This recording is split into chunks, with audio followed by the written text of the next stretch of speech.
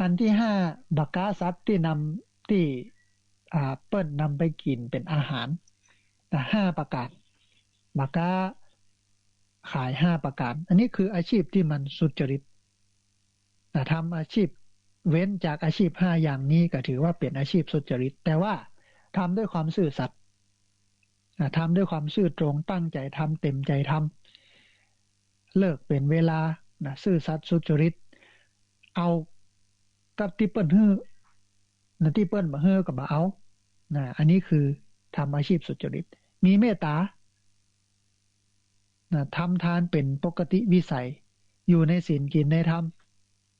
ทำสมาธิภาวนาเป็นประจำสม่ำเสมอนี่คือคนดีคนที่ทำดีเปิ้นว่าคนทำดีเปิ้นว่าทำอาชีพสุจริตมีเมตตาฮือตานรักษาศีลเจริญภาวนานะฮะนี่เป็นลักษณะของบัณฑิตท่านผู้ฟังมี3ประการเป็นคนดีเป็นคนอู้ดีเป็นคนทำดีนี้มาอู้เอ่ยกันถึงเรื่องของข้อควรสังเกตผู้เป็นบัณฑิตเขาจะรู้ได้อย่างไรว่าใครเป็นบัณฑิตว่าใครบ่ใช่บัณฑิตใครเป็นคนพาลไอ้คนพาลนี่รู้แล้วอู้เอ่ยไปในช่วงที่1ของรายการละมาถึงช่วงที่2ของรายการนี้จะอู้เอ่ยกันถึงเรื่องของคนดีข้อควรสังเกตของคนเป็นบัณฑิตคนเป็นนักปราชญ์มีอย่างใดพ้องก็มีอยู่5ประการท่านผู้ฟังอันแรกชอบชักนำในทางที่มันถูกที่มันควรอันในทางที่ถูกที่ควรเนี่ยบัณฑิตนักปราชญ์นี้เปิ้นจะชักนำให้ทำไม่ว่าจะเป็นการชักนำให้เลิกทำในสิ่งที่มันผิดเราจะไปกินเหล้าเมายาเนอะจะไปเล่นไพ่เนอะเล่นไฮโลน้ำเต้าปูปลาอย่างต่างๆนี้เลิกเนอะอันแนวเมื่อค่ำเมื่อคืนพิษลูกพิษเมียกันนี่บ่ดีอยู่บ้านอยู่จองอยู่กับครอบครัวฮักลูกฮักเมียฮักพ่อฮักแม่เนี่ยเปิ้นจะสอนอย่างนี้ตักเตือนให้ทำความดีอันไหนเป็นเรื่องดีๆเนี่ยจะตักจะเตือนให้ได้ทำให้ได้ปฏิบัติให้ได้เนี่ยอันที่สองชอบทำในสิ่งที่เป็นธุระการทำงานการทำหน้าที่ของตัวเก่าให้มันลุล่วงแล้วก็ใช้เวลาที่มีอยู่นี่ให้เป็นประโยชน์บักก้าวไก่เรื่องของคนอื่นเว้นแต่จะได้รับการร้องขอหรือว่าอนุญาตก็จะทำที่บ่ร้องขอบ่อนุญาตให้ทำก็บ่ทำแต่ว่าตั้งใจทำหน้าที่ทำงานของตัวเก่านี่ให้มันลุล่วงไปได้ด้วยดีใช้เวลาว่างให้เป็นประโยชน์พอมีเวลาว่างปุ๊บฟังธรรมะศึกษาธรรมะปฏิบัติธรรมะมีโยมคนหนึ่งท่านผู้ฟังมีอาชีพเป็นวิศวกรรับเหมาก่อสร้างหรอเป็นวิศวะรับเหมาก่อสร้างก็พอมีเวลาว่างปุ๊บก็นั่งสมาธิมีเวลาว่างก็นั่งสมาธิอันนี้คือชอบทำในสิ่งที่เป็นธุระอันที่สามชอบทำแล้วก็แนะนำสิ่งที่ถูกที่ควรการอู้และการทำเนี่ยอู้อย่างตรงไปตรงมาทำอย่างตรงไปตรงมาอย่างที่เบิ้ลบอกว่าอู้อย่างใดทำอย่างนั้นแนะนำทำการทำงานที่ถูกต้องอันนี้มันบ่ดีเนอะบ่ควรทำนะอันนี้ดีเฮ้ยโอ้คนเนี้ยควรทำเป็นงานที่ดีทำอันนี้เนอะทำต่อการเพื่อเป็นประโยชน์ต่อสังคมส่วนรวมเปิ้นมีงานบ้านเหนือบ้านใต้ก็ไปช่วยบักคาดะยกโต๊ะหามเต้นทำกับข้าวกับปลาเนี่ยงานบริการต่างๆตามงานฟรีมาต้องกึดกล้าใช้จ่ายมาช่วยช่วยเหลือเกื้อกูลติดตั้งเครื่องเสียงไฟอย่างต่างๆงานแต่งงานศพงานสากไปทำทำให้มันดีมันงามทำตัวเองให้มันเป็นประโยชน์ต่อส่วนรวมป้าหลวงประกาศอันใกล้เข้าพรรษาแล้วขอเชิญ พี่น้องญาติโยมมาช่วยกันเพียววัดเพียววาเนอร์มากัน9 โมงอุปกรณ์พร้อมมีดเสียมมุยนะขบกแสะหญ้าแสะหยังกันไปหญ้าหยังกันไปเพียววัดเพียววาเนี่ยนี่คือทำให้เป็นประโยชน์ต่อส่วนรวมนะชอบเนี่ยเลิก สักประมาณ3 โมง2 โมงเนอะก็ตรงต่อเวลาแห่มันหนึ่งคือรับฟังโดยดีบ่โคตรรับฟังโดยดีบ่โคตรเมื่อมีคนมาว่ากล่าวก็บ่ถือโทษหรือว่าโคตรหรือว่าทำอวดดีแต่จะรับฟังแล้วก็นำไปพิจารณาโดยยุติธรรมแล้วนำมาแก้ไขปรับปรุงตัวเก่าให้มันดีขึ้นใครมาวิพากษ์วิจารณ์ใครมาว่ามากล่าวมาอู้มาเอ่ยมาตักมาเตือนก็น้อมรับฟังนะน้อมรับฟังเพราะน้องว่าสุวโจเป็นคนว่าง่ายเป็นคนสอนง่ายอันนี้เป็นลักษณะของบัณฑิตเป็นข้อควรสังเกตของบัณฑิตของนักปราชญ์ว่าเป็นคนโคตรว่าเป็นคนขี้โคตรขี้มิ่งนะครับฟังโดยดีนะเวลาเปิ้นมาผู้เอ่ยแนะนำตักเตือนก็ฟังถ้ามันเป็นของที่มันแบบมีประโยชน์กับเฮาก็ให้มันแล้วไปอย่างเงี้ยแต่ถ้ามันเป็นประโยชน์ก็ปรับปรุงแก้ไขให้มันดีขึ้นนะอันที่5รู้ระเบียบกฎกติกามารยาทที่ดีแม้ว่าการรักษาระเบียบวินัยขององค์กรไม่ว่าจะเป็นเรื่องของเพื่อให้หมู่คนหมู่คณะเนี่ยมีความเป็นระเบียบแล้วก็การดำเนินงานบ่สับสนหรือว่าการรักษาความสะอาดปฏิบัติเคารพกฎของสถานที่บ่ทำตามใจตัวเก่าเมื่อเข้าไปอยู่กับกลุ่มคนชุมชนนั้นๆนี่ก็เป็นระบบระเบียบตามที่เปิ้นมีระเบียบวางไว้อย่างนั้นอย่างนี้ให้ปฏิบัติตามเนอะเอาก็ปฏิบัติตามอย่างเคร่งครัดอย่างน้อยมันก็ต้องมีวินัย2วินัยท่านผู้ฟังมีวินัยส่วนตัวแล้วก็มีวินัยส่วนรวมวินัยส่วนตัวเนี่ยก็คือเรื่องที่อยู่อาศัยเรื่องวิธีการดำเนินชีวิตของตัวเก่าเอาวิธีการดำเนินชีวิตของตัวเก่าก่อนกินเป็นเวลาตื่นเป็นเวลาเนี่ยอย่างเป็นเวลาตามเวลานั้นเป๊ะเป๊ะเป๊ะเป๊ะเป๊ะมีการมีการวางแผนอย่างไว้ก่อนอันนี้คือเรื่องของความเป็นวินัยส่วนตัวอันหนึ่งคือจัดสถานที่มาว่าจะเป็นที่อยู่ที่กินที่รับแขกให้เป็นยะเป็นอย่างเป็นระเบียบเรียบร้อยสะอาดสะอ้านทำความสะอาดให้มันเป็นยะเป็นอย่างบ่ให้มันหกมันเหี้ยหญ้าขึ้นก็ตัดคัดให้มันเป่งมันใสกระจกกระเจิกกระเจ็ดดีๆให้มันเรียบมาบนะพอมีเวลากระทำนี่คือข้อควรสังเกตผู้เป็นบัณฑิตนะมีอยู่5ประการนะทีนี้ท่านผู้ฟัง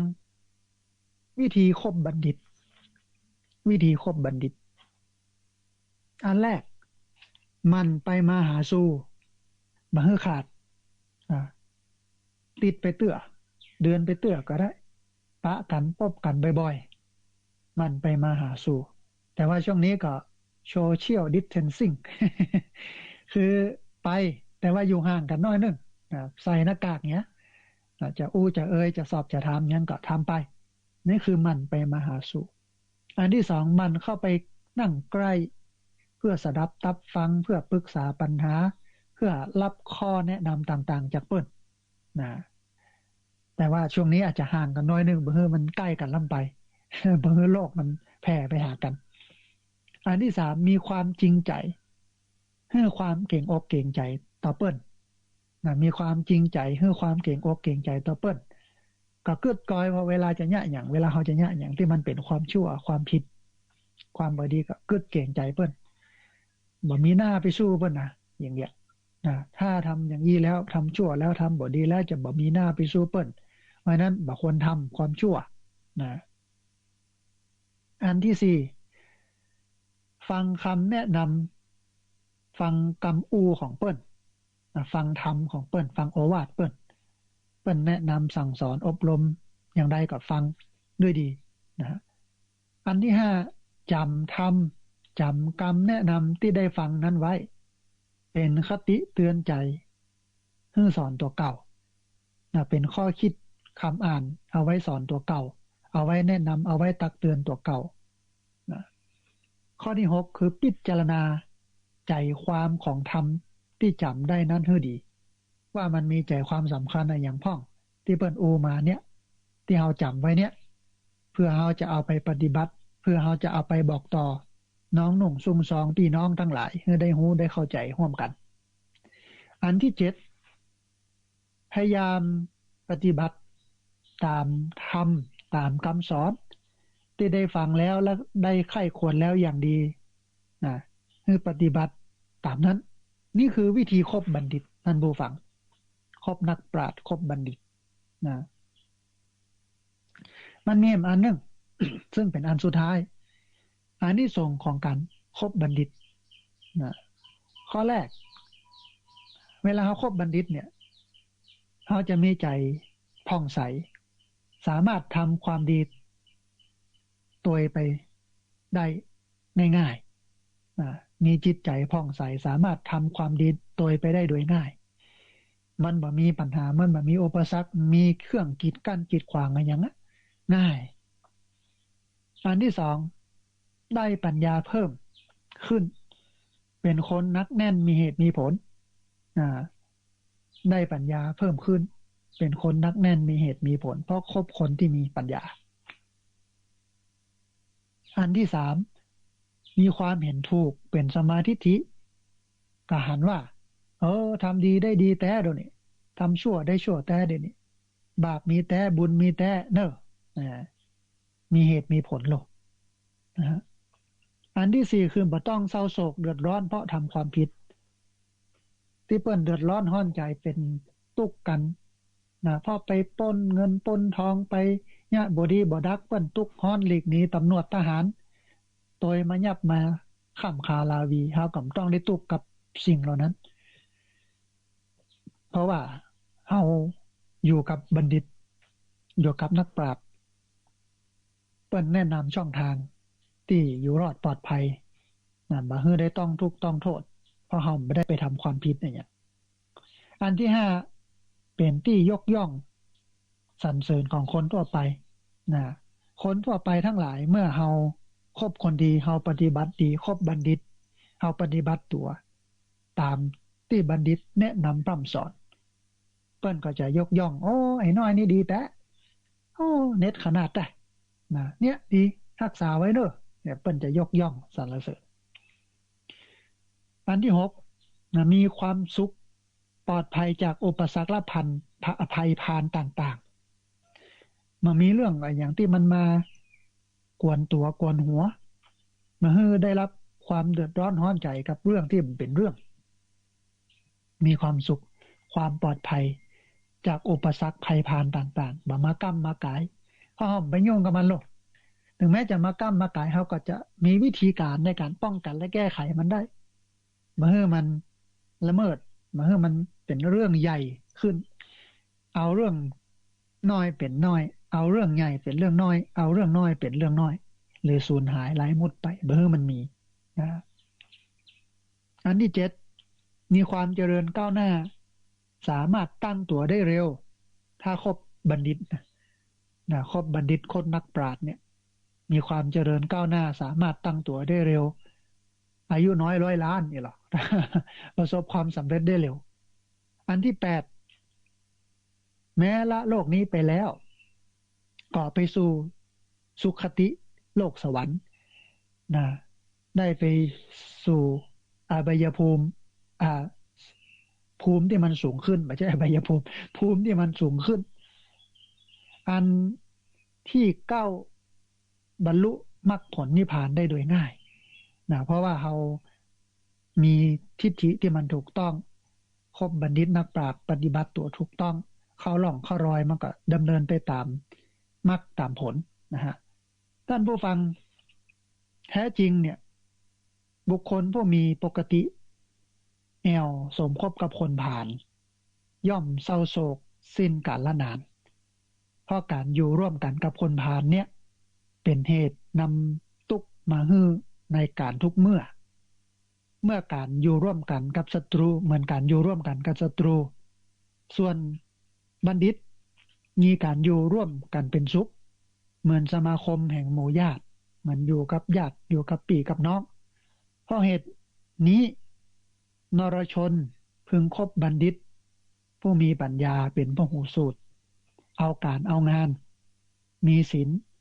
มีวัดไกลจากกิเลสและก็เป็นสัตบุรุษเปรียบดังพระจันทร์บนอากาศที่มันส่องสว่างแจ้งโคจรนะขึ้นลงไปอย่างนั้นนะฮะนี่คือการคบบัณฑิตนะวันนี้สองเรื่องท่านผู้ฟังสามเรื่องเนาะเหตุเกิดมงคลเล่ามาตั้งแต่ต้นคนหนึ่งก็ว่าอย่างหนึ่งคนว่ากับคนหนึ่งก็ว่าอย่างหนึ่งคนหนึ่งว่าหูคนหนึ่งว่าตาเป็นมงคลคนหนึ่งว่าอันนี้เป็นมงคลสุดท้ายแล้วมันก็มีพรหมนะคนหนึ่งที่หูแต่ว่าอันอย่างเป็นอย่างแต่บักกล้าบอกแต่ก็บอกว่าแอม12 ปีพระพุทธเจ้าเกิดไปถามพระพุทธเจ้าเถอะเห็นนะอันถ้าอู้ถึง12 ปีเนี่ยก็ตอนนั้นเนี่ยพระพุทธเจ้าน่าจะอยู่ระหว่างการบำเพ็ญอยู่ระหว่างการเกิดแต่งงานแล้วก็ออกบำเพ็ญทุกขกิริยาพอดีเพราะว่า17 ปีโลก82 ปีโลกนะฮะตอนนั้นอยู่ในระหว่างของการได้บำเพ็ญเพียรจนได้บรรลุอนุตตรสัมมาสัมโพธิญาณอันแรกก็คือการประคบคนผ่านมงคลข้อแรกอาเสวนาจะพาลนังนะอย่าคบมิตรที่ผ่านสันดานชั่ว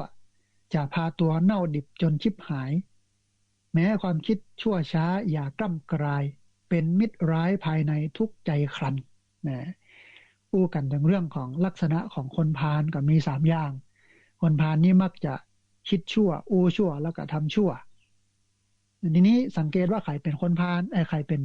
คนพาลพ่องก็ชอบแนะนำในทางที่มันผิดชอบทำในสิ่งที่มันบ่ใช่ธุระชอบทำผิดโดยหันสิ่งผิดเป็นของดีโกรธเคืองเมื่อถูกอู้เตือนเมื่อถูกตักเตือนก็โคตรนะก็บ่มีระเบียบบ่มีวินัยแต่มันนึงคือโทษของการคบคนพาลมีอยู่7 ประการย่อมชักนำไปในทางที่ผิดย่อมเกิดหายนะงานล้มเหลวย่อมถูกมองในแง่ร้ายอึดอัดใจหมู่คณะย่อมแตกความสามัคคีภัยอันตรายต่างๆย่อมไหลเข้ามาสู่ตัวเมื่อละโลกไปแล้วก็ย่อมมี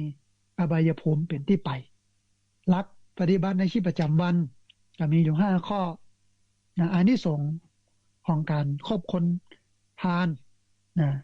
ก็ถูกชักจูงไปในทางที่ผิด สามารถรักษาความดีไว้ดั้งเดิมอานิสงส์ของการประคบคนพาลเนาะสามารถสร้างความดีใหม่ให้มันเพิ่มขึ้นได้แถมบ่ถูกคนพาลทำร้ายบ่ถูกตำหนิถูกใส่ความบ่ถูกมองในแง่ร้ายได้รับความไว้วางใจจากบุคคลทั่วไปมีความเจริญก้าวหน้าสามารถตั้งตัวได้เร็วมีความสุขทั้งตัวเก่าครอบครัวประเทศชาติเป็นการตัดกำลังบ่ให้เชื้อพาลเนี่ยมันแพร่ระบาดไปอันนี้คือการบ่คบคนพาลอาเสวนาจะพาลนังปันติจะเสวนาปันดิตตานันจะเสวนาคือการคบบัณฑิตการคบหาบัณฑิตเป็นมิตรไว้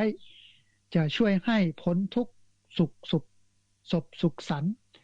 ความคิดดีเลิศล้ำยิ่งสำคัญควรคบกันอย่าเขวทุกเวลานะก็ลักษณะของบัณฑิตเป็นคนกึศดีเป็นคนอู้ดีเป็นคนทำดีกึศดีอู้ดีทำดีนี่ลักษณะของบัณฑิตข้อสังเกตของการคบบัณฑิตหรือว่าของคนที่เป็นบัณฑิตก็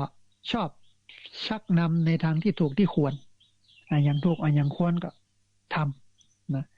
ชอบทำในสิ่งที่เป็นธุระแล้วก็ทำเวลาว่างให้เป็นประโยชน์นะให้มันนั่นคือชอบแนะนำสิ่งที่มันถูกมันควรอย่างถูกอย่างควรอย่างดีอย่างงามก็ให้ปฏิบัตินะให้มันนั่นคือรับฟังดีบ่โคตร ใครจะตำหนิติติงใครจะวิพากษ์วิจารณ์ก็รับฟังโดยดีบ่โคตรแห่งมันนึงคือฮู้ระเบียบกฎกติกามารยาทที่ดีนี่คือลักษณะของบัณฑิตนะทีนี้ วิธีการคบบัณฑิตก็มันไปมาหาสู่มันเข้าไปนั่งใกล้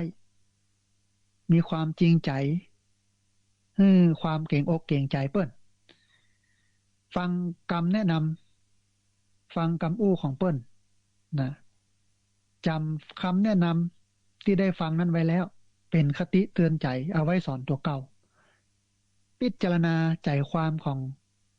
คำแนะนำที่จำนั้นได้ขึ้นใจดีแล้วก็พยายามปฏิบัติตามคำแนะนำที่ได้ฟังแล้วเราใกล้ไข้ครวนดีอานิสงส์ของการคบบัณฑิตมีจิตใจผ่องใสสามารถทำความดีตัวไปได้โดยง่ายได้ปัญญาเพิ่มขึ้นเป็นคนนักแน่นมีเหตุมีผลมีความหันถูกเป็นสมาธิบ่ต้องเศร้าโศกเดือดร้อนเพราะทำผิดเป็นที่ยกย่องสรรเสริญของคนทั่วไปมีความสุขปลอดภัยจากอุปสรรคภัยพานต่างๆมีความเจริญก้าวหน้าสามารถตั้งตัวได้เร็วแม้ละโลกนี้ไปแล้วก็ไปสู่สุคติโลกสวรรค์สุดท้ายคือบรรลุมรรคผลนิพพานได้โดยง่ายอันนี้คือการคบบัณฑิตการหลีกเว้นคนพาลเป็นมงคลข้อที่1ครับข้อที่2อันท่านผู้ฟังมงคล38ประการจบไปแล้ว2ข้อเหลือแฮม36ข้อเดียวก่อนอาทิตย์หน้ามามาเอ่ยกันถึงเรื่องบูชาจะบูชนียนังคือการบูชาคนที่ควรบูชาว่ามันจะเป็นอย่างไรขณะนี้ท่านผู้ฟังกำลังติดตามรับฟังรายการธรรมาภิวัตน์อันเป็นรายการวิทยุเพื่อการเผยแผ่พระพุทธศาสนาส่งเสริมการศึกษาและพัฒนาสังคมรายการนี้รับผิดชอบโดยอาตมาภาพพระสาธิตธีระปัญโยผู้ดำเนินรายการธรรมาภิวัตน์อันเป็นรายการวิทยุเพื่อการเผยแผ่พระพุทธศาสนาส่งเสริมการศึกษาและพัฒนาสังคมออกอากาศณที่พักสงฆ์สถาบันธรรมาภิวัตน์บ้านศพเตินตำบลศพปาดอำเภอแม่เมาะจังหวัดลำปางตั้งสถานีวิทยุในเครือข่ายสถานีวิทยุคลื่นสีขาวเพื่อชาวประชาใน Facebook Live ของตังวัดไฝหิน สถานีวิทยุวัดไฝหินแล้วก็แฮมหลายคลื่นหลายสถานีท่านผู้ฟังสามารถไปติดตามรับฟังย้อนหลังได้ใน Facebook ของอาตมาภาพพระสาธิตธีระปัญโยใน YouTube ของอาตมาภาพพระสาธิตธีระปัญโยแล้วก็ในเพจ Facebook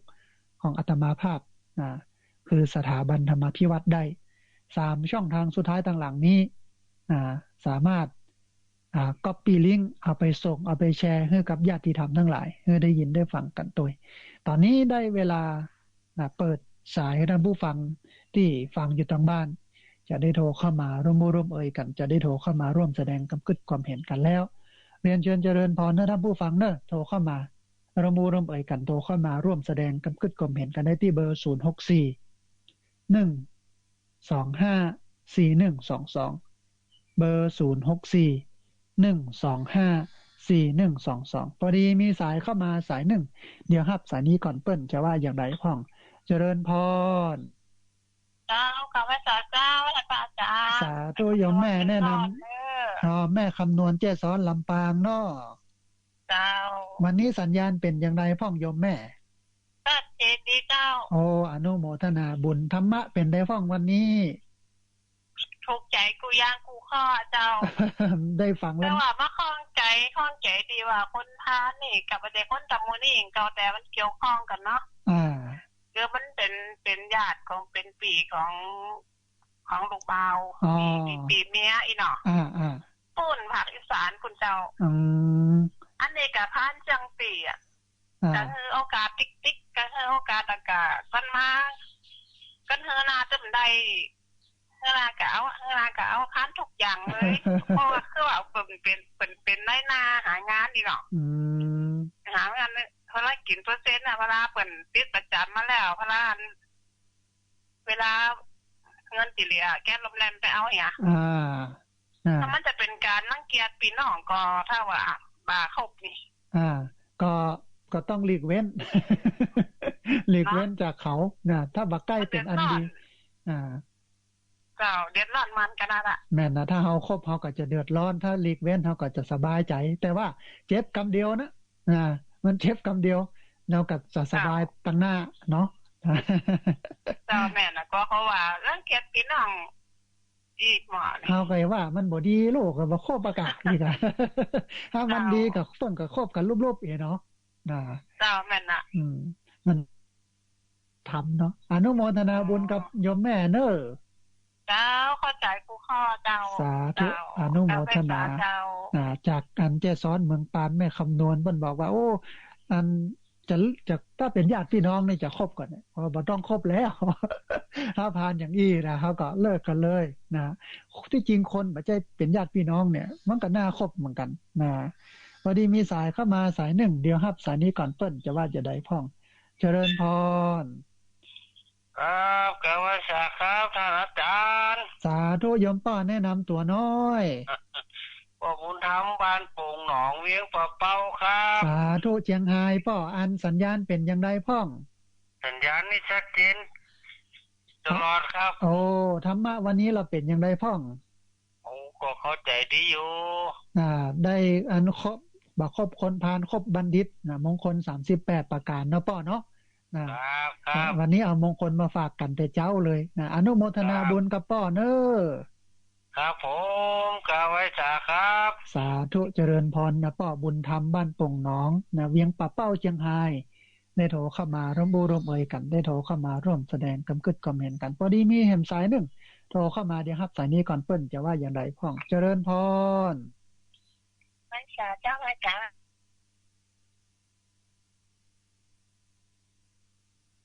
แม่เราจากเมืองการนะเจ้าบ้านห้วยการบ้านห้องละปูนเนาะจ้าชัดเจนดีเจ้าอนุโมทนาบุญฟังสัญญาณชัดเจนเนาะเจ้าทุกข้อเลยที่อาจารย์บรรยายนี่ไง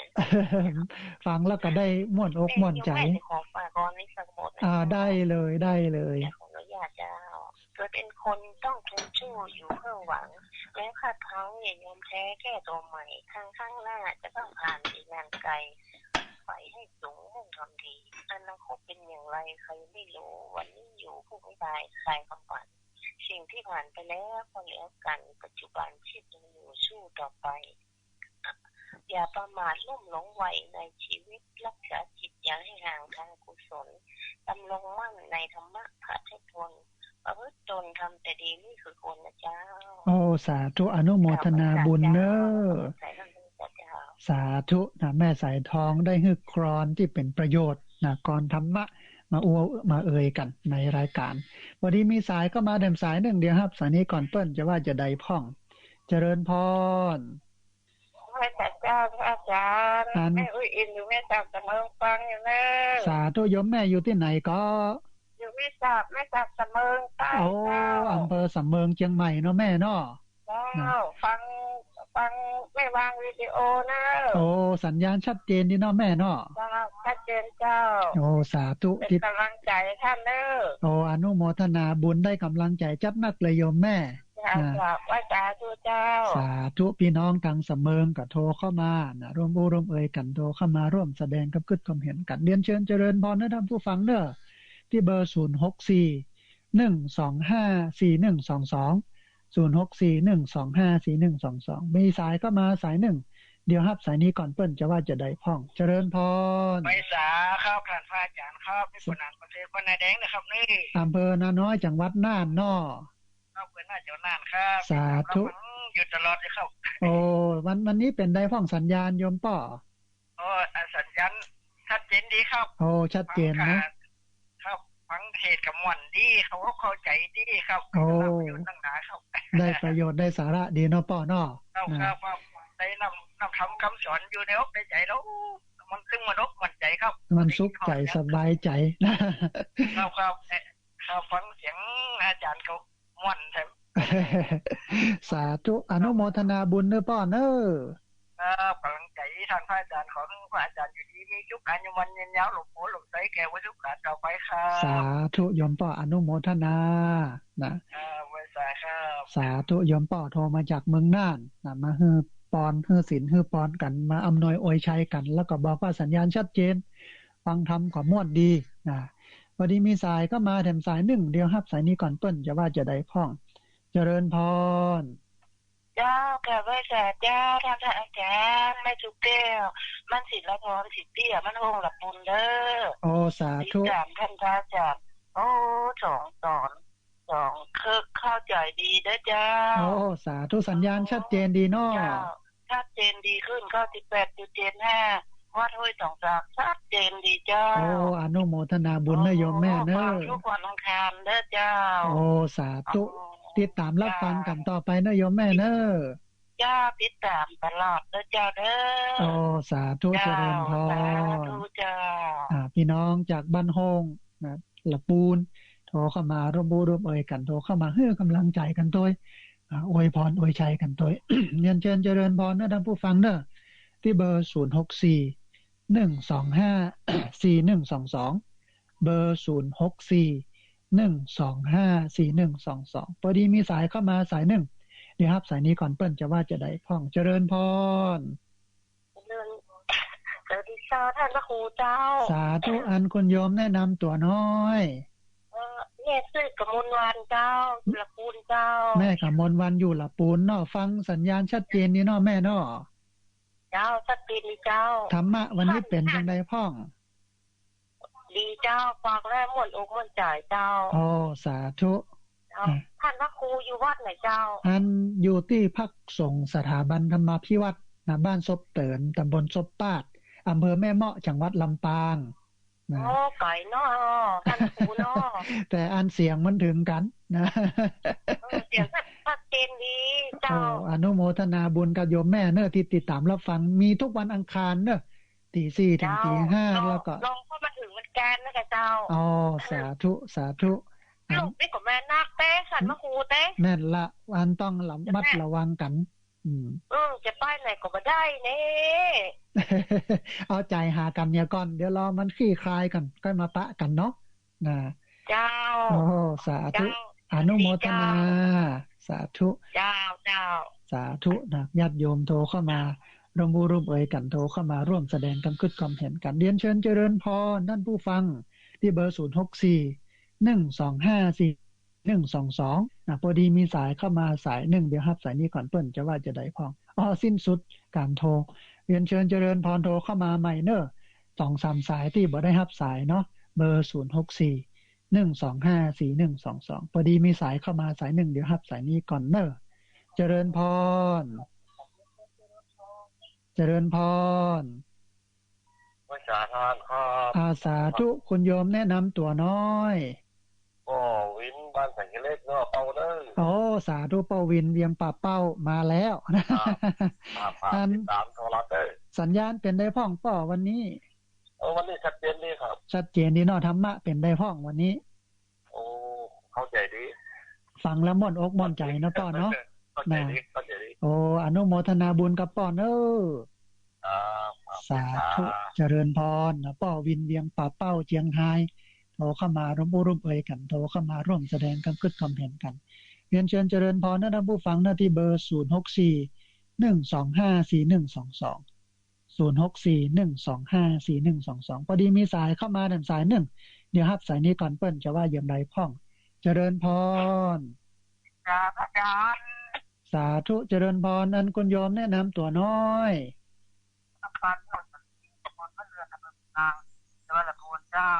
สาธุอันเป็นอย่างไรพ้องสัญญาณวันนี้ชัดเจนดีเจ้าสาธุธรรมะวันนี้เป็นอย่างไรพ้องลูกใจดีฟังอาจารย์แล้วม่วนอกม่วนใจเนาะชื่นใจเนาะแม่เนาะชื่นอกชื่นใจเมื่อวานเขาทำงานแล้วก็คือทำของพระอาจารย์นะครับอาจารย์ว่าอ่านไว้เนาะเอาไปใช้ในชีวิตประจำวันตัวนี่เนาะมันเป็นประโยชน์ดีได้เอาไปใช้เอาไปปฏิบัติต้องอนุโมทนาบุญกับโยมแม่เนอะสาธุโยมแม่อนุโมทนานะ ท่านผู้ฟังเหลือเวลาแหมนักอยู่เนอะเรียนเชิญเจริญพรได้ที่เบอร์0641254122เบอร์0641254122แหมประมาณสัก15นาทีเรียนเชิญเจริญพรโทรเข้ามาเนอะโอ้พอดีสายรุดไปที่อันโทรเข้ามาแล้วติดเนอะโทรเข้ามาแล้วสายรุดเจริญพรโทรเข้ามาใหม่พอดีมีสายเข้ามาแถมสายหนึ่งเดี๋ยวครับสายนี้ก่อนเปิ้นจะว่าอย่างไรพ่องเจริญพรพระอาจารย์สาธุโยมแม่แนะนำตัวน้อยแม่ปกครองมาต้นไม่วางเจ้าโอ้สาธุโยมแม่อันสัญญาณเป็นได้พ่องโยมแม่วันนี้โอ้ชื่นอกชื่นใจได้ฟังธรรมแล้วม่วนอกม่วนใจเนาะแม่เนาะโอ้ทุกคำอ่ะไม่ว่าสักคำเจ้าโอ้แม่ก็รู้ยกดีใจม่วนโอ้ยังไดก็ติดตามรับฟังกันต่อไปเนอะแม่เนอะฟังตลอดอ่ะโอ้สาธุอนุโมทนาบุญเนอะแม่เนอะสาธุสาธุโยมจากอันแม่วางในบ้านน้ำต้นแม่วางโทรเข้ามาร่วมร่วมเอ่ยกันโทรเข้ามาร่วมแสดงกับกึศความเห็นกันพอดีมีสายเข้ามาเดิมสายหนึ่งเดียวครับสายนี้ก่อนเปิ้นอย่าว่าอย่าได้พ่องเจริญพรสาธุโยมแม่แนะนำตัวน้อยโอ้สาธุสัญญาณชัดเจนดีเนาะสัญญาณชัดเจนดีโอ้สาธุถ้าจะเปอันนั้นน่ะใครมาในหายเราเจ้าอ๋อเจริญพรสาธุเนอะอาจารย์สาธุปฏิวัติผู้ตุโอเจ้าอนุโมทนาบุญคุณโยมที่ตามรับฟังกันต่อไปเนอะสาธุคุณโยมโทรเข้ามาจากบนดอยอำเภอจอมทองจังหวัดเชียงใหม่โทรเข้ามาร่วมเอ่ยกันโทรเข้ามาร่วมแสดงกับกึศความเห็นกันเรียนเชิญเจริญพรที่เบอร์0641254122เบอร์0641254122พอดีมีสายเข้ามาสายหนึ่งเดี๋ยวครับสายนี้ก่อนเปิ้นจะว่าจะได้พ่องเจริญพรพระเจ้าอาจารย์อันนี้ไม่ตู้มันร้องเนอะโอ้สาธุวันนี้เป็นยังไงพ่องยมแม่สัญญาณโอ้สัญญาณชัดเจนดีเจ้าธรรมะเป็นได้พ่องวันนี้โอ้ธรรมะก็เข้าใจกูยังเจ้าฟังแล้วม่วนอกม่วนใจเนาะแม่เนาะโอ้ฟังแล้วม่วนอกม่วนใจจิตอกจิตใจเฮาฟังอันธรรมะทั้งหมดหยังแล้วก็นี่นะอารมณ์ที่มันหมอนอกหมอนใจนี่แหละพระอาจารย์มันเลี้ยงอยู่ในใจจุ่มใจเย็นจ้าเย็นมันก็กำลังใจเนอะโอ้สาธุได้กำลังใจจัดหนักเหมือนเดียวกันเนอะแม่เนอะให้กำลังใจโยมแม่นะจ้าขอบพระเจ้าสาธุเจริญพรเรียนเชิญเจริญพรท่านผู้ฟังที่เบอร์0641254122เบอร์0641254122พอดีมีสายเข้ามาสายหนึ่งเดี๋ยวครับสายนี้ก่อนเปิ้นจะว่าจะได้พ่องเจริญพรเอาไว้ก่อนอาจารย์สาธุป้าบุญมีจะว่าจำบ่ได้หายไปเมินเป็นได้พ่องยมป้อสบายดีเนาะสบายดีท่านโอ้สาธุโอ้ฟังได้มีสาระดีมีคติสอนใจดีเรื่องนั้นเลยโอ้อนุโมทนาบุญยังไงก็ติดตามรับฟังกันต่อไปเนอะป้อเนอะท่านกู้ครั้งทุกวัน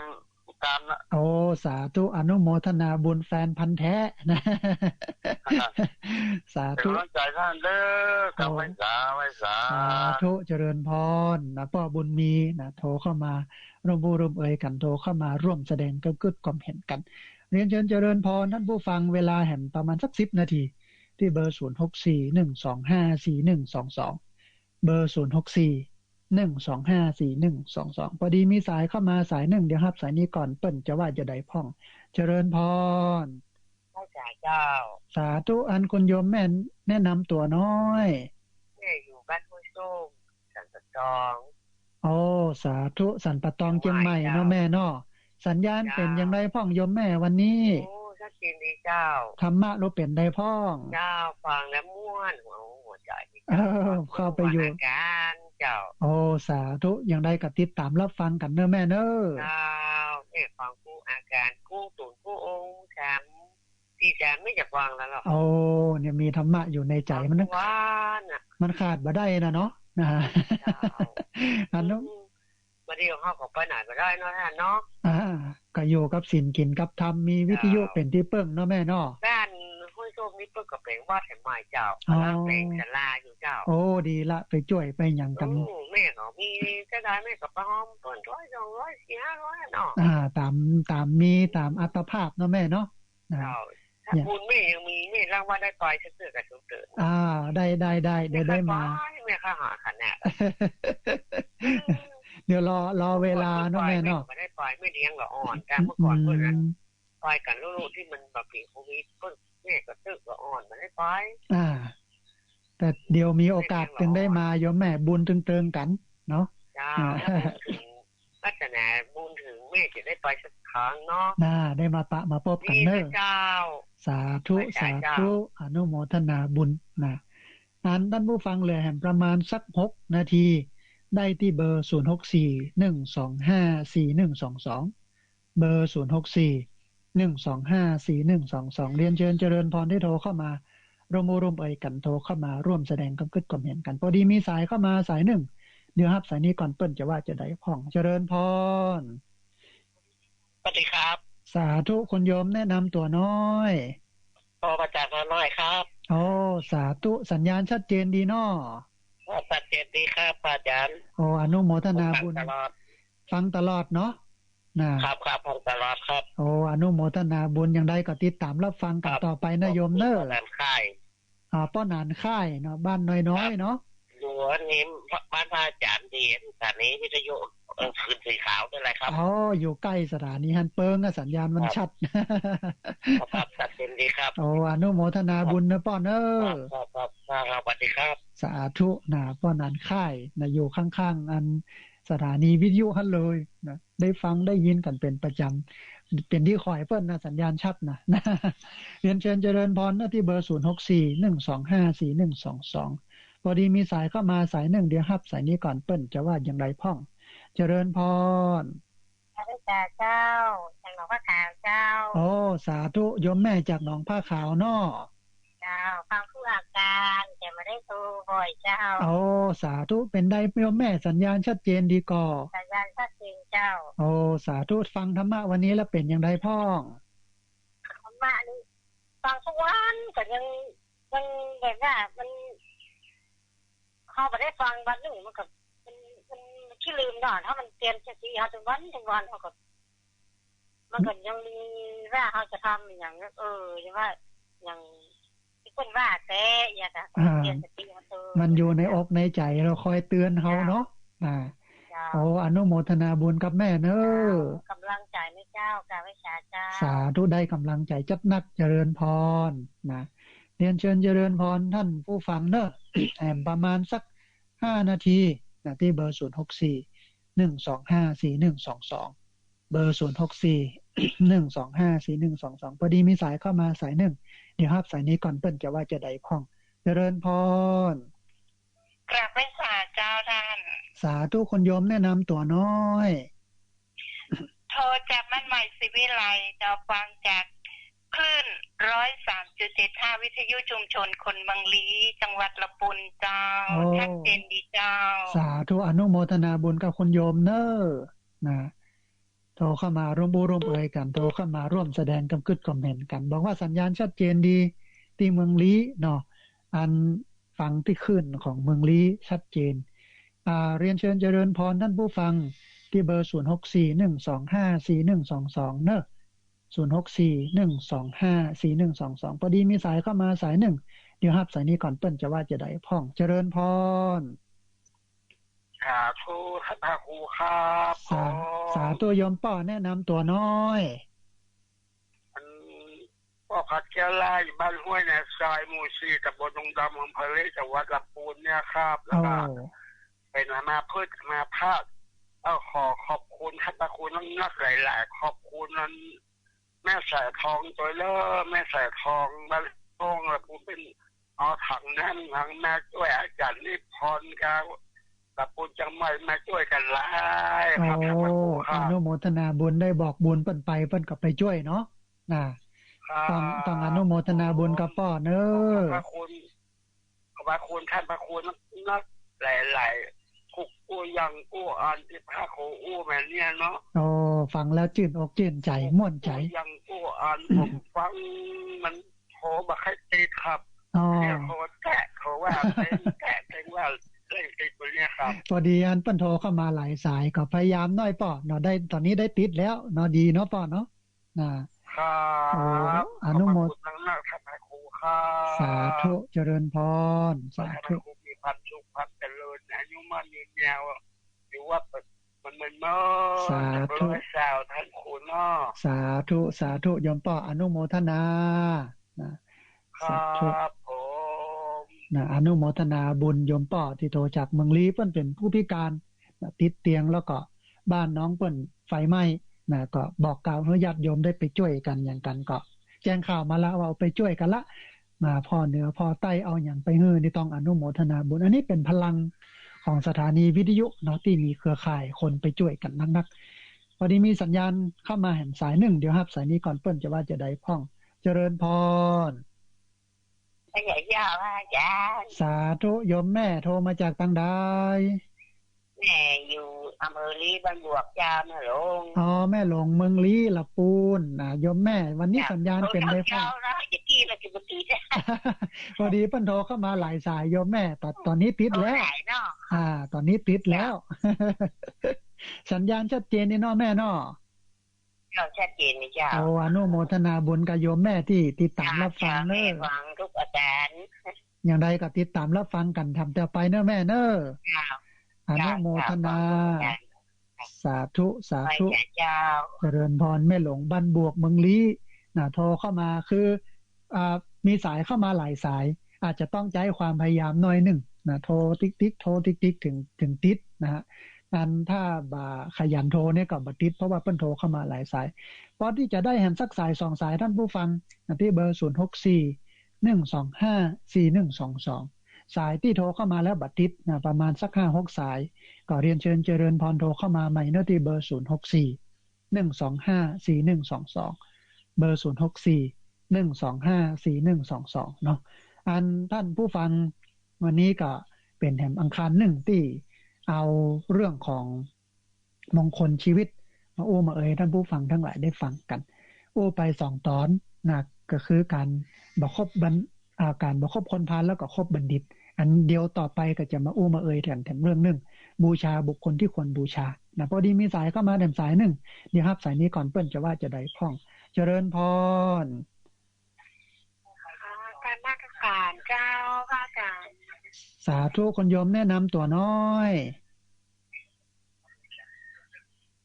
เจริญพรเจ้าพอดีโทรมาจากลำปางเจ้าพระอาจารย์สาธุอำเภออย่างบ่ฮู้น้อ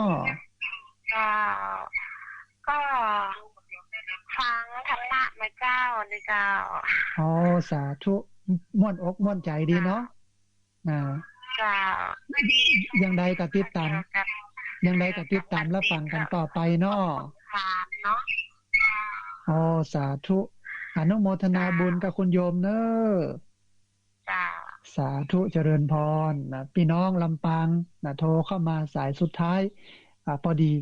ได้มามากันได้มาแสดงกำกึดกล่อมเหตุกันก็ท่านผู้ฟังก็คงงดทับสายไว้แต่เพียงเท่านี้พอดีเวลามันหมดพอดีอันท่านผู้ฟังเขาจะปะกันใหม่ในวันอังคารหน้าเนอะอันที่ช่วงเวลานี้คือตี 4ไปจนถึง 7:00 นมื้อเจ้า2ช่วงเวลาตี 4ถึงตี 5แล้วก็ 6:00 นถึง 7:00 นทุกวันอังคารก็ติดตามรับฟังกันได้วันนี้อาตมาภาพพระสาธิตธีรปัญโยผู้ดำเนินรายการธรรมาภิวัตรอันเป็นสถานีวิทยุเพื่อการเผยแผ่พระพุทธศาสนาส่งเสริมการศึกษาและพัฒนาสังคมต้องเอารายการนี้จากลาท่านผู้ฟังทั้งหลายไปก่อนกราบขอบพระคุณพระเถรานุเถระครูบาสังฆทุกรูปที่ดูแลการออกอากาศการส่งกระจายเสียงอนุโมทนาบุญกับเจ้าของคลื่นเจ้าของสถานีที่รับสัญญาณเอาไปออกอากาศส่งกระจายเสียงให้ท่านผู้ฟังทั้งหลายได้ติดตามรับฟังอนุโมทนาบุญกับท่านผู้ฟังที่ติดตามรับฟังอนุโมทนาบุญกับท่านผู้ฟังที่โทรเข้ามาแล้วก็ต้องขออภัยกับท่านผู้ฟังที่โทรเข้ามาแล้วบ่ได้รับสายโทรเข้ามาแล้วบ่ติดเดี๋ยววันอังคารหน้าโทรเข้ามาใหม่วันนี้ รายการนี้ขอจากลาท่านผู้ฟังทั้งหลายไปก่อนสัพพะพุทธานุภาเวนะด้วยเดชเดชะอนุภาพของพระพุทธเจ้าสัพพะธรรมานุภาเวนะด้วยเดชเดชะอนุภาพของพระธรรมเจ้าสัพพะสังฆานุภาเวนะด้วยเดชเดชะอนุภาพของพระสังฆเจ้าศรัทธาสุทธีพระวันตุเตขอความสุขความเจริญในธรรมจงบังเกิดมีแด่บรรดาศรัทธาสาธุชนทุกคนทุกท่านตลอดกาลเป็นนิจเทินจะ